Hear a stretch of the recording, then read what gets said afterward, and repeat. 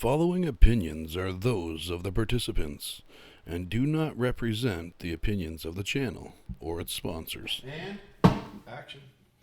Live from Murderers Row Bar, this is the Mr.X Files with me, John Mutton, Mr. X, and my co-host, Ben Fudge, for our second episode. Good to be here again, John. Great to see you, Ben. Great to see you. It's been an exciting week. Blue Jays have lost 2 in a row. Little concerned about that, but hopefully they can pick one up again tonight. But I think we better start talking about some of those issues that we hear our listeners talk to us about. Okay. Well, driving through downtown is the homelessness and the boarded up businesses and the just general closure and closing up of downtown. And I was thinking, what is this municipality going to do to fix this issue up? Well, you know, the that issue on homelessness and the drug issue is Canada-wide, obviously, from Vancouver to Halifax. And I know the city of Oshawa, for instance, where you live, and then even in Clarington now we're starting to see it. But, you know, there's 2 steps to it. You got to look at the mental health issue. But right now, our downtowns, they're having trouble. They're having trouble financially. And as I mentioned earlier this week on social media, our city halls do not have full staff in them. So most of the people that work in the city hall work 1 day a week. They paid for 5 days. They work 4 days from home. So if you have a city hall with, say, 200 people in it, then you're only getting 20% of the workers. So there's only 40 people working there at any given day out of the 200 that are supposed to, if you want to look at it as a percentage-wise.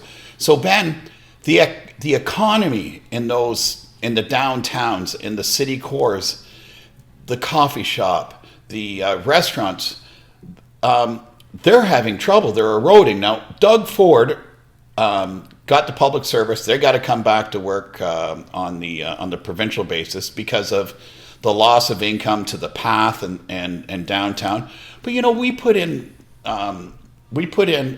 our official plans, which basically tells you where everything's going to go in the municipality, that the city hall must remain in the downtown, that the post office, if you have one, is supposed to remain in downtown. The libraries are supposed to be in downtown. And some municipalities have gone as far as saying that if you want a financial institution anywhere else in our municipality, you have to have a presence in our downtown.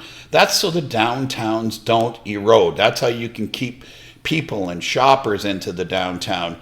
These municipalities, they got to get their act together and get their employees back to work. It's not the employees' fault, but COVID is over, man.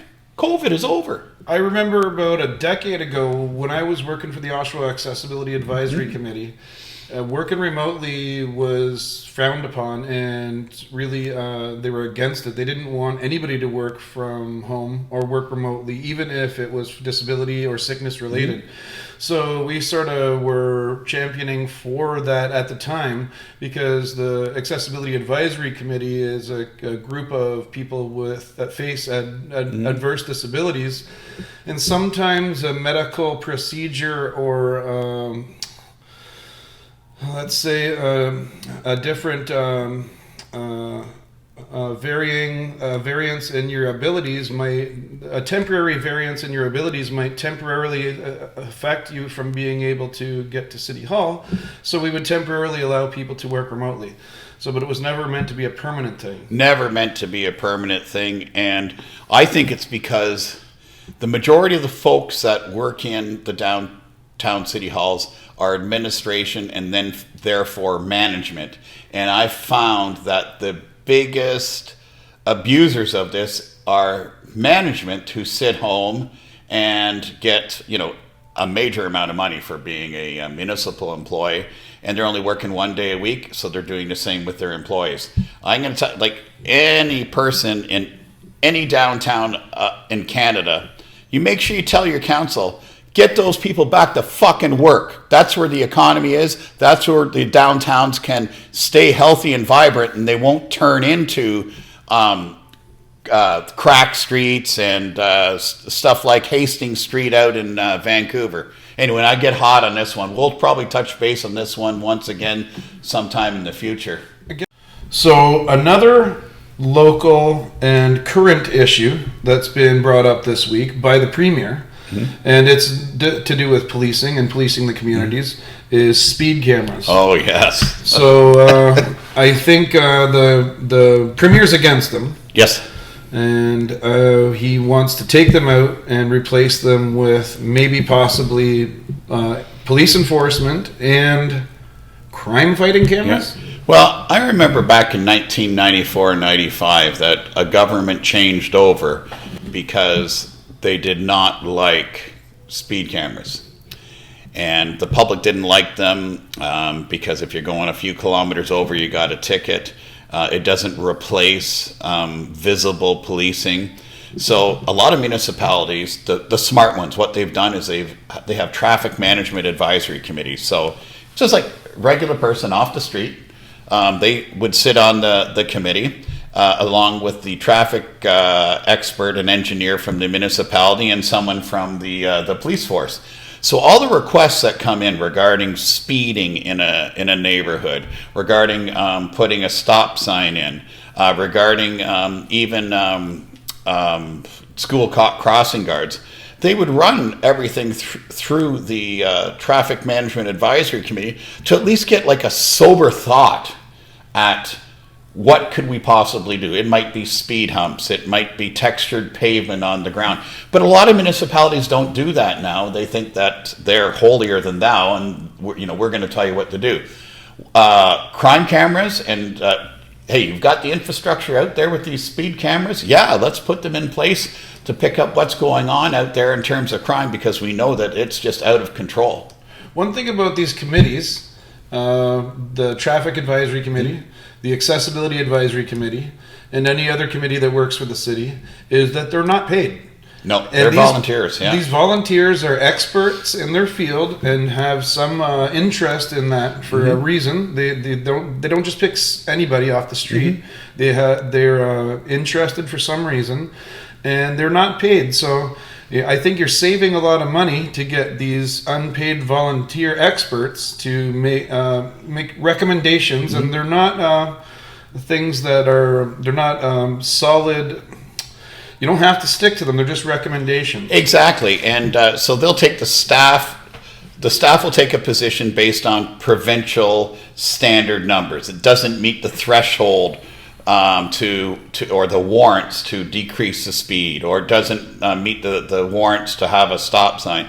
But then when you get the folks in there to take a look at it because they've got an interest, they can say, well, it might not meet the warrants, but the visibility in this area is bad because the church sticks out here, or something along those lines. So I think those committees are essential. And the thing is that the municipalities that used to have them don't have them anymore. And they should put them back in place because the public support them. Yeah, definitely. So last week was a great episode. I got to tell you, I've had so much feedback on it.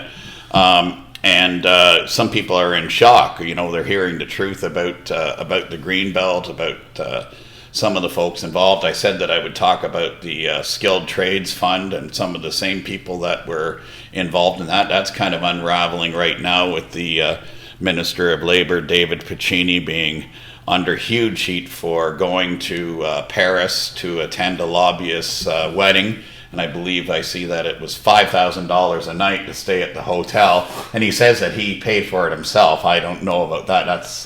That's a lot of money to stay at a hotel for a few days. And we talked about some of the funds going to some of the friends of his as well. We see the Peter Zaccaro Jr. was in the paper with the minister at a hockey game right behind the Leaf glass, and he received some of the funds. So a lot of bad stuff's going on. I see it in the paper regarding Minister Piccini. And I think it's like today's the 14th. So on the 16th, his mother-in-law, Dale Chipman, who's on the Ontario Lands Tribunal, she's up for reappointment. So we'll have to see if he signs off on her reappointment or not, because I think that's a conflict of interest as well. Oh, yeah. Yeah. So government, when they become so powerful and have majorities, My problem is that absolute power corrupts, and not everyone's like that. Like the premier's actually a really good guy. He's he is probably beyond any type of scandal that you would ever see. I know it. You can see it in him. But some of the folks that are underneath him, that work for him, work for his brother, that are out there, they're not so much like that. They're out there trying to find out where the next big bang of dollars can come from. They've got their own people that work in the ministry. They've got their own consulting companies and their own lobbyist companies that they're dealing with. It really is horrible. And that's something that we're going to continue to explore through our podcasts moving forward. Corruption on the provincial and federal level. And the odd time we'll sprinkle it in with some of the municipal issues that we hear about that might make might make the news everywhere, Ben. Well, here's something that might make you smile. Did you see the pictures of Justin Trudeau kissing Katy Perry? No, really. Like he's in the private sector now. He can do whatever he wants. And I just thought that Katie would have better taste than that. But So, John, do you think you can beat me in an arm wrestle? Well, one of the things that we don't do arm wrestling in Brazilian Jiu-Jitsu because it'd be very hard on the tendon. Oh, but I sure as hell can tell you that I could probably wrist lock you.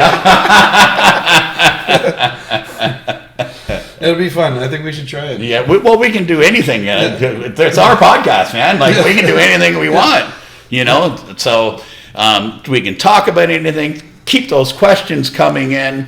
Keep messaging me. Keep telling me what you're interested in hearing about. And if I don't know about it, I can dig a little bit into it and find out about it. Okay, so that wraps up our second podcast. Yes. And we will be back at you next week. Yes, sir.